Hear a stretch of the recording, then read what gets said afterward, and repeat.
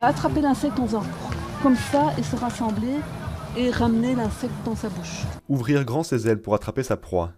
Madeleine explique la technique de chasse des chauves-souris, un animal nocturne très discret dont la population est en forte baisse depuis plusieurs années.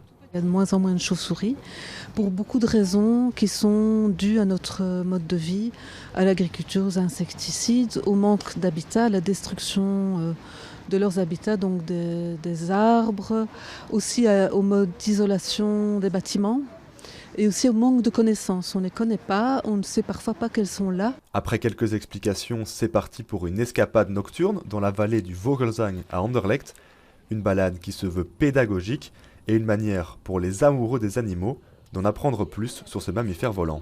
J'ai appris qu'on a des petites chauves-souris ici à Bruxelles, la pipistrelle et puis l'autre, j'ai oublié le nom. Je ne savais pas qu'il y avait autant d'espèces différentes et tout ça. Comment elles mangent, pourquoi on en voit de moins en moins, ce qu'on peut faire pour un peu les protéger. Mais l'obscurité fait que les chauves-souris sont parfois difficiles à observer.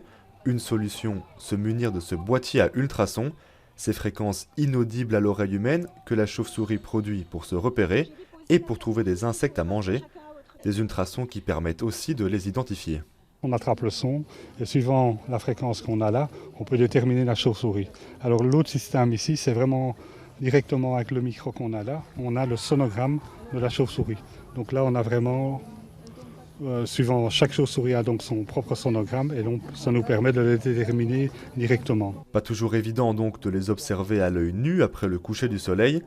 Et pour en voir davantage, Natagora organise jusqu'au 3 septembre encore 4 escapades nocturnes à Bruxelles.